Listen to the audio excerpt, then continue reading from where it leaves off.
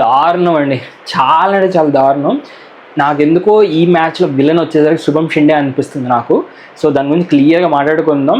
ఎవరైతే కబడ్డీ ఈరోజు మ్యాచ్ చూసారో వాళ్ళందరూ కామెంట్ బాక్స్‌లో కామెంట్ చేసి చెప్పండి. మీ ఒపీనియన్ ఏంటో, ఎలా జరిగిందో, మీ తెలుగు టైటన్స్ మీద మీ ఒపీనియన్ ఏంటో, డిఫెండర్స్ మీద.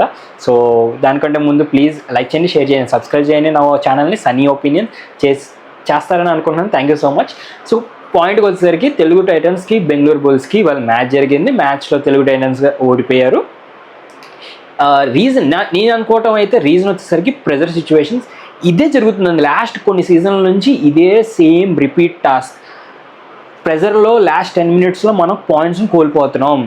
ఎక్కడ ఆగట్లేదు. నేను ఫస్ట్ 2 మ్యాచ్ తీసేస్తే నెక్స్ట్ 3 matchesలో నేను ఒక వీడియో చేయాలనుకున్నాను, లైక్ కంబ్యాక్ అంటే ఇలా ఉండాలిరా అని చెప్పేసి. బట్ నెక్స్ట్ మ్యాచ్ జైపూర్లో ఆడిన ఫస్ట్ మ్యాచ్ ఓడిపోయారు. నెక్స్ట్ ఈ మ్యాచ్ కూడా ఓడిపోయారు. పునేరి పటాన్స్తో ఓడిపోయారు. ఇప్పుడు జరిగిన బెంగళూరు బుల్స్తో కూడా ఓడిపోయారు. సో నాకు ఉద్దేశం ఏంటంటే వీళ్ళు లాస్ట్ 10 minutesలో చాలా చాలా ప్రెజర్ ఉండబోతుంది. ఆ ప్రెజర్ని వీళ్ళు ఎవ్వరు తట్టుకోలేకపోతున్నారు. ఓన్లీ విజయ్ మాలిక్ ఒక్కళ్ళే టైం కిల్లింగ్ కానీ అవన్నీ ఒక పేషెన్స్ ఉండాలి అని చెప్పేసి ఆగుతున్నారు. బట్ వీళ్ళు మిగతా ఎవ్వరు కానీ వాళ్ళు ఆ ప్రెజర్ని తీసుకోలేకపోతున్నారు. దానివల్ల మిస్టేక్స్ జరుగుతున్నాయి. దానివల్ల ఇవాళ చాలా అంటే చాలా పాయింట్స్ని కోల్పోయాం. అసలు ఎక్కడ ఉండాల్సిందండి, ఎక్కడికి వెళ్ళింది చెప్పండి. ఈజీగా విన్ అవుతాం అనుకున్న దాన్ని వీళ్ళు చెడగొట్టేశారు. అండ్ లాస్ట్ రైడ్ కూడా ఆల్మోస్ట్ మనం గెలుస్తాము అనే ఉద్దేశంలో ఉన్నాను నేను కూడా.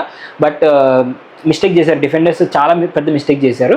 అండ్ నాకు పెద్దగా ఈరోజు కొంచెం విలన్ అనిపించింది, నాకు తప్పు అనిపించింది శుభం షిండే. చాలా చాలా ఎర్లీ రైట్స్ డిఫెండింగ్ కొన్ని పాయింట్స్ ఇచ్చేశారు. చాలా అటాక్స్ చేశారు, ఎర్లీ అటాక్స్. మిస్టేక్స్ కూడా ఆయన ఎక్కువ చేశాడు ఈ మ్యాచ్లో. సో నాకు అందుకే ఇంకేం చెప్తాం చెప్పండి. ఇంకా కంబ్యాక్ కోసం వెయిట్ చేయడమే. ఆడిన ఆల్మోస్ట్ 7 matchesలో ఆల్మోస్ట్ 4 ఓడిపోయాం. ఓన్లీ 3 మాత్రమే గెలిచాం. అది కూడా మన వైజాగ్ లెగ్లో గెలిచాం 3. అండ్ మిగతా 4 ఓడిపోయాం. సో నేను బాగా ఆడతారు ఈ సీజన్ అని చెప్పేసి అనుకున్నాను. ఎందుకంటే వెరీ వెరీ బ్యాలెన్స్డ్ టీమ్ ఉంది. రీజన్ ఏంటి అంటే దేవాంక్ అనే ఒక అబ్బాయి ఉన్నారు, మీకు కబడ్డీ చూసే వాళ్ళకి బాగా తెలుసు. దేవాంక్ని బెంగాల్ వారియర్స్ వారు చాలా ప్రైస్ పెట్టి కొన్నారు. 2.11 crores పెట్టి కొన్నారు ఆల్మోస్ట్. ఆ టీం ఎలా అయిపోయిందంటే మొత్తం అంతా వీక్ టీం అయిపోయింది. ఓన్లీ దేవాంక్ ఒక్కళ్ళే దాంట్లో స్ట్రాంగ్ ప్లేయర్, ఇంకా అందరు వీక్ టీం అది మొత్తం అంతా. సో వాళ్ళు ఏం చేశారంటే బ్యాలెన్స్ టీం తీసుకోవాలి, ఓన్లీ స్టార్ రైడర్ కోసం వెళ్ళారు. మనోళ్ళు అలా చేయలేం, మన హుడా గారు అలా చేయలేం, కోచ్ హుడా గారు. వాళ్ళు ఆయన ఏం చేశారంటే బ్యాలెన్స్డ్ టీంకి వెళ్దాం, మన స్టార్ ప్లేయర్లు వద్దని చెప్పి పవన్ షరావత్ని రిలీజ్ చేసి చాలా బ్యాలెన్స్డ్ టీం లైక్ శుభం షిండేని డిఫెండింగ్లో అండ్ రైడింగ్లో వచ్చేసరికి భరత్ హుడా గారిని చాలా బ్యాలెన్స్డ్ టీం తీసుకున్నారని చెప్పేసి నాకు అనిపించింది. మన దానిలో వీక్ లింక్ ఏంటి అంటే థర్డ్ రైడింగ్ పొజిషన్ వచ్చేసరికి చేతన్ సాహు గారు ఒకసారి ఆడుతున్నారు, ఇంకోసారి వచ్చేసరికి నర్వాల్ గారు ఆడుతున్నారు. వీళ్ళిద్దరిలోనే పెద్ద ఇష్యూ ఉంది. ఎందుకంటే ఇందులో ఇద్దరు, ఒకళ్ళు ఆల్రౌండర్, ఒకళ్ళు రైడర్. ఆల్రౌండర్ వచ్చేసరికి చేతన్ సాహు గారు ఆల్రౌండర్ అండ్ రైడర్ వచ్చేసరికి నర్వాల్ గారు రైడర్ అనమాట. ఇక్కడ ప్రాబ్లం ఏంటంటే ఈ 2 పొజిషన్లో జంబ్లింగ్ చేస్తున్నారు. మిగతా అంతా సెట్ అయిపోయింది. అంకిత్ గారు, శుభం షిండే గారు, రైడింగ్లో వచ్చేసరికి విజయ్ మాలిక్ అండ్ భరత్ కుమార్ కూడా ఆల్మోస్ట్ అన్ని ప్లేసెస్ సెట్ అయిపోయింది. ఓన్లీ ఒక్క పొజిషనే చాలా తేడా కొడుతుంది. థర్డ్ పొజిషన్లో డూఆర్ డై రైడ్స్లో స్పెషలిస్ట్ అని చెప్పి చేతన్ సాహు గారిని పంపిస్తున్నారు, కానీ వాళ్ళు కంప్లీట్గా ఫెయిల్ అయ్యారు ఆయన. సో మేబీ ఇంకొకరిని ఎవరైనా ట్రై చేస్తారో లేకపోతే ఆ కాంబినేషన్ మారుస్తారో ఏదో చూడాలి. ఇవాళ అయితే కాంబినేషన్ స్టార్టింగ్లో మార్చారు, నర్వాల్ గారిని తీసుకొచ్చారు చేతన్ సాహు గారి ప్లేస్లో. బట్ మళ్ళీ రిప్లేస్ పెట్టి చేతన్ సాహు గారిని లోపలికి తీసుకొచ్చారు. సో ఆ ఒక్క పొజిషనే మనకి తేడా కొడుతుంది. That's weakest link in our team.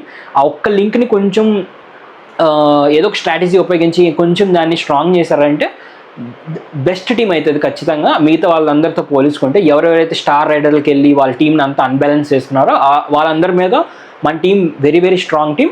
But ఈ ఒక్క చిన్న వీక్ లింక్ని కొంచెం వాళ్ళు మార్చుకోగలిగితే బెస్ట్ టీం అవుతుంది. సో కంబ్యాక్ కోసం వెయిట్ చేస్తున్నాను. అండ్ ఇదే వీడియోలో మీకు పవన్ షరావత్ది ఇష్యూ గురించి కూడా క్లియర్గా చెప్పేస్తాను. సో ఇష్యూ ఏమైంది అంటే తమిళ తలవాజ్ వాళ్ళు లాస్ట్ మ్యాచ్లో పవన్ షరావత్ని ఆడనివ్వాలి, అర్జున్ దేశ్వాల్ని కెప్టెన్గా పెట్టేసి స్టార్ట్ చేశారు మ్యాచ్. అందరు షాక్లోనే ఉన్నారు. అందరు ఈవెన్ పోస్ట్ మ్యాచ్ ప్రెస్ కాన్ఫరెన్స్లో కూడా అడిగారు ఏమైంది పవన్ షరావత్కి ఎందుకు ఆడట్లేదు అని చెప్పేసి. వాళ్ళు అక్కడ ఏం క్లియర్గా ఆన్సర్ ఇవ్వలేదు.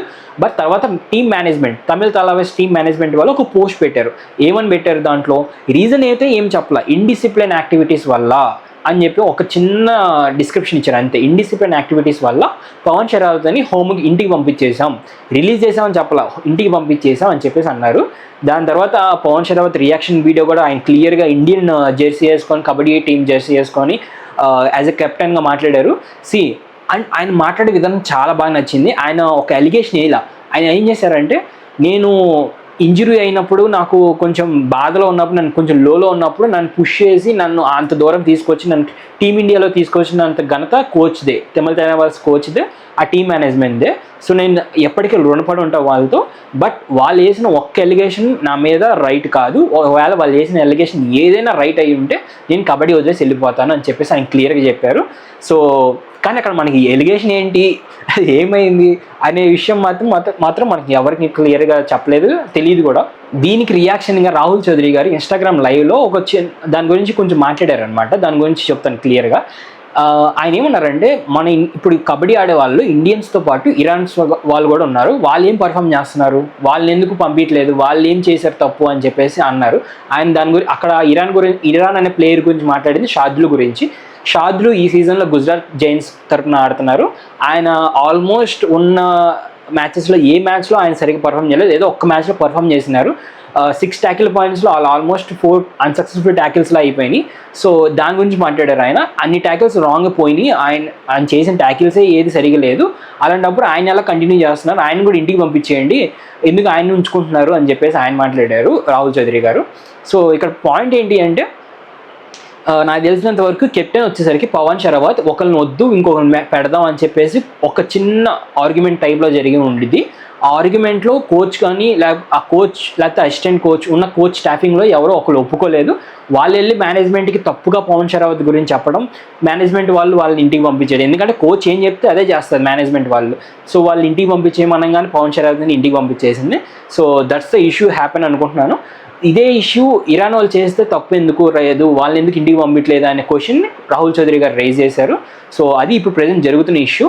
సో అందరి కోరిక ఏంటంటే పవన్ షరావత్ని రిలీజ్ చేయలేదు కాబట్టి మళ్ళీ వాళ్ళ ఇష్యూస్ ఏమున్నాయి మొత్తం సార్ట్ అవుట్ చేసుకొని ఆయన మళ్ళీ తమిళ టెలివిజన్లోకి రావాలి అని చెప్పేసి అందరూ కోరుకుంటున్నారు. సో చూద్దాం ఏమవుతుందో. దీని మీద మీ ఒపీనియన్ ఏంటో కామెంట్ బాక్స్లో కమెంట్ చేసి చెప్పండి. అండ్ ఎవరైతే ప్రో కబడ్డీ సీజన్ 12 ఈ సీజన్ చూస్తున్నారో వాళ్ళు కూడా కమెంట్ బాక్స్లో కమెంట్ చేసి చెప్పండి, తెలుగు టైటన్స్ కప్పు కొట్టిద్దా కొట్టదా అని చెప్పేసి. That's it from today guys. Thank you so much. Signing off Sunny.